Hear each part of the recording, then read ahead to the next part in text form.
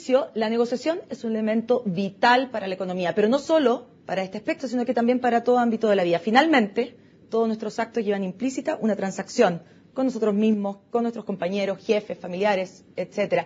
Y esta transacción implica también ceder en algo para ganar en otras cosas. Para analizar las claves de una buena negociación en las empresas, estamos con el abogado, director del Centro de Negociación de la Universidad Católica y experto en este tema, Cristian Salle. Muchas gracias por estar con nosotros. Muchas gracias a ti, Marlene. También en la clase ejecutiva, que entiendo que es un programa entre la Universidad Católica y el Mercurio, ¿es así? Efectivamente, un programa que está desde el año 2001, en conjunto la Católica con el Mercurio, y el curso de negociación está desde el año 2003. Bueno, ahí han tenido, por lo tanto, la oportunidad de encuestar a muchos ejecutivos y empresarios chilenos. Nuestro cálculo es que más de 5.000 personas han respondido todas las consultas que les vamos haciendo durante la clase y que tienen que ver con cómo los chilenos entienden la negociación. Ese es el objetivo, para después sacar estadísticas, muestreos y tratar de determinar en qué podemos mejorar y en qué somos buenos. Y hay varios aspectos pendientes. Por ejemplo, según una de las cifras que ustedes dan, es que el 69% dice no tener confianza en la información que le entrega la otra parte al negociar. Es decir, la desconfianza vuelve a ser entre los chilenos un tema central. Efectivamente. Y aquí hay que decir que lamentablemente nuestra cultura se basa bastante en la desconfianza, y especialmente en el ámbito empresarial.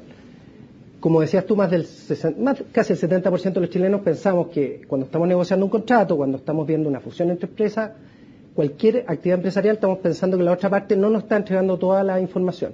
Si tú piensas que un 70% piensa eso, y al otro lado tiene una persona que lo más probable es que el 70% que esté pensando lo mismo, tú podrás entender qué tipo de negociación vamos a tener. Esa negociación generalmente pasa a ser competitiva, porque si tú crees que la otra parte te va a atacar o que de alguna manera quiere tratar de que a ti no te vaya bien en esa negociación, tú te pones a la defensiva. Entrando el factor desconfianza, lo más probable es que no solo la negociación sea competitiva, sino que se puede tornar en una negociación en que el juego es suma cero, o sea, que los dos pierdan. ¿En qué influye finalmente en la economía, en la empresa, esta desconfianza o finalmente esto se traduce en el que no negociamos bien? En ambas cosas, porque tenemos un clima en muchas empresas, no solo al interior de las organizaciones, sino que entre organizaciones de desconfianza. Muchos casos judiciales importantes que ha habido en el último tiempo han tenido que ver con las faltas de confianza o de desconfianza que existe. Y lo otro es que influye en la forma como nosotros negociamos, no solo en lo que se refiere a nuestra empresa, sino que lo que nos pasa a nivel de organizaciones, como puede ser nuestro colegio, nuestras universidades, nuestro pasatiempo que tiene que ver con los clubes deportivos. En el sistema social, finalmente. En el sistema social. Estamos inmersos en organizaciones sociales que son pequeños sistemas, desde la familia al Estado. Y en Chile, lamentablemente, tenemos una cultura de la desconfianza, y eso es lo que estamos tratando de ver cómo se puede erradicar, de manera de incorporar metodologías que tengan que ver más con solución cooperativa de conflicto. ¿Cómo es eso, solución cooperativa de conflicto? La solución cooperativa de conflicto quiere entender que, antes que nada, la apuesta es a que tú, que vas a negociar conmigo, vas a tener una relación de largo plazo.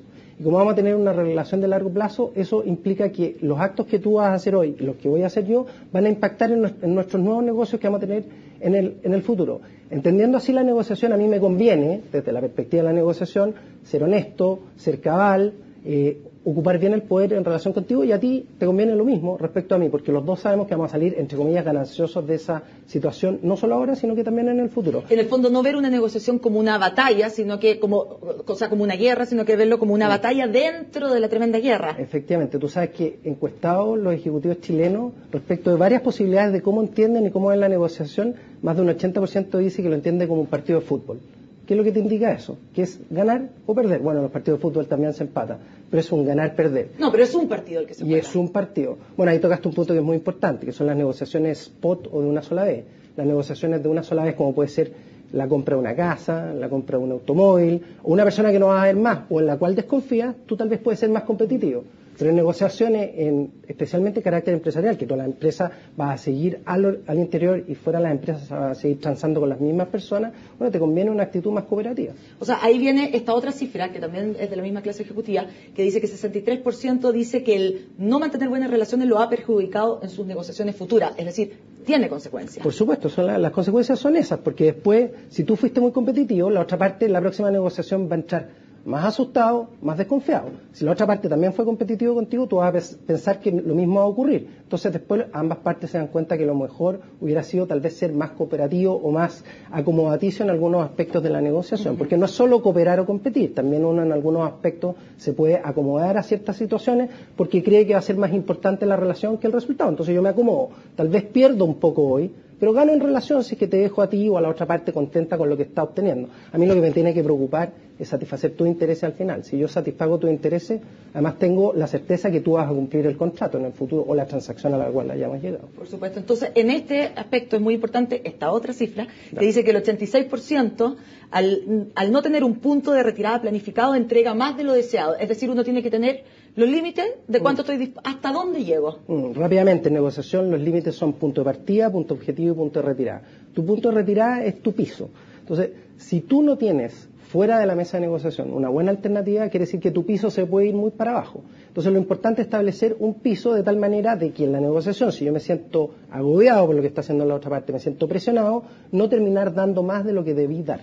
De eso se trata de establecer los límites. Ahora, un buen negociador siempre no tiene que atender a obtener su punto objetivo, o su punto de partida, ojalá. Pero lo que tiene que tener claro es el límite o punto de retirada de tal manera de no ir más allá. ¿Hasta dónde llego, en el fondo? Exactamente, hasta dónde llegas en una negociación. Y cuándo me paro en la mesa de negociación. Pero para pararse en la mesa de negociación también hay que ser muy inteligente, en el sentido de que yo me paro si es que sé que fuera de la mesa de negociación voy a obtener algo mejor de lo que estoy obteniendo o de lo que no estoy obteniendo dentro de la mesa de negociación. Fuera de la mesa de negociación, es decir, con otra negociación, porque esta ya está terminada. Con otra alternativa. Por ejemplo, si yo tengo varios proveedores y yo estoy dispuesto a llegar a cierto límite con este proveedor, tengo que saber que el otro proveedor me va a entregar la mercadería o los servicios que me está entregando en el mismo plazo y en el mismo tiempo. De esa manera yo puedo negociar con mayor tranquilidad y mayor fuerza con este otro proveedor en estos momentos, porque sé que tengo fuera de la mesa de negociación una alternativa. Lo importante en la alternativa es que tienen que ser reales, concretas, ejecutables. Yo tengo que saber que puedo acceder a ese otro proveedor o si soy proveedor a ese otro cliente.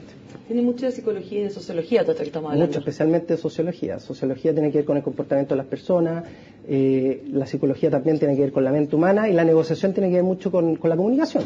La comunicación son no solo el lenguaje verbal, que es lo que tenemos en estos momentos, sino que tiene que ver con el lenguaje gestual, tiene que ver con las cosas que no son corporales, tiene que ver con los silencios. ¿Y todo eso también se les enseña a los ejecutivos, a los empresarios? Bueno, uno de los objetivos que tienen los talleres de negociación, las clases que impartimos en la Universidad Católica, es poder explotar al máximo las habilidades que tienen las personas innatamente y las que no tienen esas habilidades, tratar de construírselas. Y una de las principales construcciones que hacemos nosotros es comunicación. En comunicación, como un buen periodista, sabe escuchar. ¿Y aprenden? Mucho se aprende, porque no solo se nace siendo un negociador, que es lo que piensan muchas personas, sino que también se hacen, los buenos negociadores se hacen también. Hay otra cifra que personalmente me llamó mucho la atención, que dice que el 47% de los ejecutivos empresarios chilenos dice que usar tácticas éticamente cuestionables es solo parte del juego. O sea, bueno, eso implícitamente se está diciendo, las usamos. Sí, por supuesto.